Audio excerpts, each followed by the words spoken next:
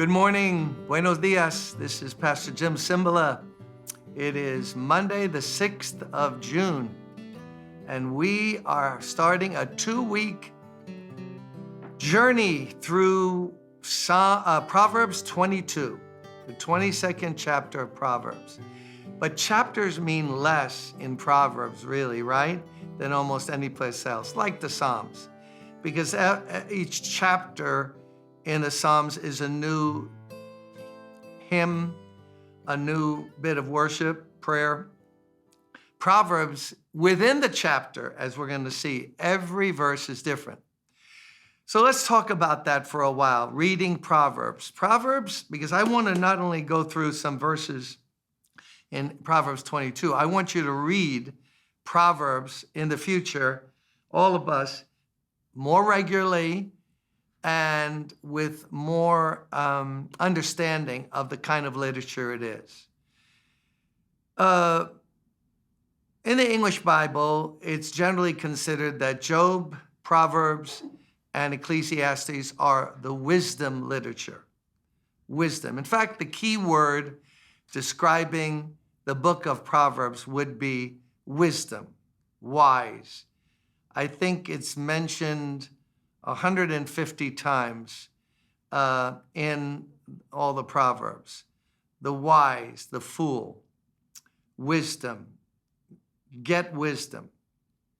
Proverbs are these adages, these sayings in different formats. Some are just straight teaching, a little nugget. Others are comparison. The fool does this, but the wise man does that. So let's just get another definition straight. When you read Proverbs, and I'll share through the whole 2 weeks a little something about Proverbs, wise has a moral connotation, the one devoted to God, not just like, whoa, he's smart.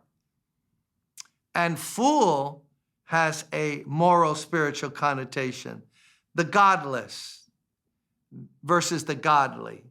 The one who has turned his back on God and God's morality and God's values and God's truth. That's the fool. It's not only someone, oh, the guy's a fool. It has a much deeper connotation. So these adages, these proverbs can be read. One year in my life, I was reading like 1 psalm a day and 2 proverbs a day. And to get wisdom, to learn more about wisdom. So what is wisdom? Wisdom, already with the context I gave you, is the application of truth and knowledge to a given situation so that you know the proper thing at the proper time, the proper word, a wise word versus an unwise word. So as we go through these, we're going to learn a lot, and I'll tell you more about Proverbs tomorrow. But let's look at Proverbs 22. It's year 22, so that's why we're doing chapter 22. And let's just take the very first verse. A good name is more desirable than great riches. To be esteemed is better than silver or gold. So notice now, it's not a contrast. One half of the verse saying one thing versus the other half, right? Like verse 3, the prudent see danger and take refuge, but the simple keep going and pay the penalty. There you are. There's the comparison. But let's look at this first one. A good name is more desirable than great riches. To be esteemed is better than silver or gold. Now, Proverbs, the wisdom of God, given to us here, written almost assuredly by Solomon, although there does seem to be the Proverbs of Hezekiah, I believe, and then some other names, but generally attributed to Solomon. But boy, there's a lesson. Solomon wrote Proverbs, but at the end of his life, he's building temples for his many wives, many as in hundreds. I mean, really. Building temples. So now we realize that intellectually you can know wisdom, but not apply it to your life. Isn't that a lesson right there? Solomon, the wisest man in the world, was living at the end of his life very unwisely.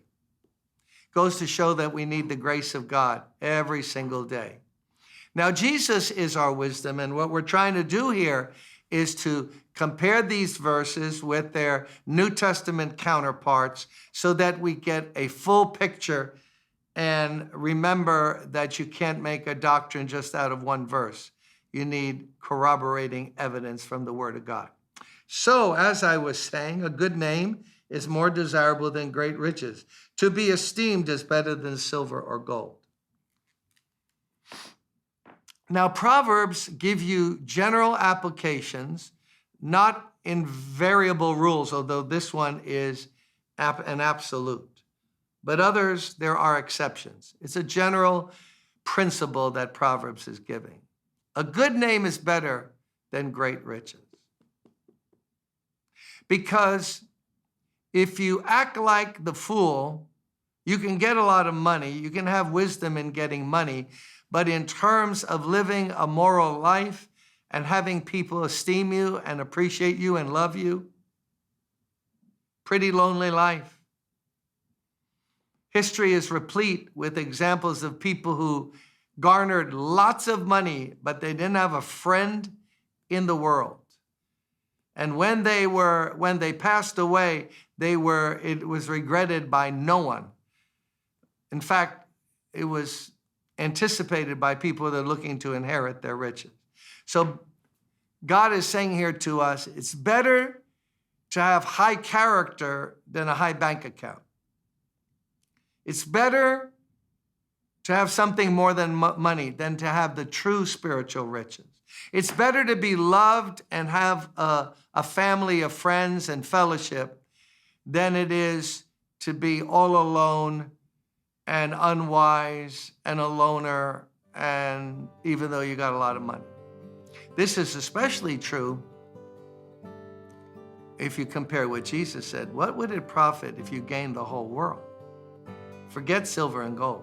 How about the whole world and not be in favor with God and lose your soul? So the New Testament brings this out a lot in this way. Are you rich just in money? I'm saying that to you and me. Are we rich in money, but poor when it comes to our relationship with God? Do we only have treasures here on earth that we're all going to leave? You know you're leaving everything, right? You heard about that rich guy. You know what he left? Everything. Like you and I. But wasn't rich toward God. That's a very foolish thing, because there's temporary money and riches, and then there's permanent eternal riches. May God help us to live today with the wisdom that makes our eyes to always stay on eternity, the things that really matter. God bless you. See you tomorrow.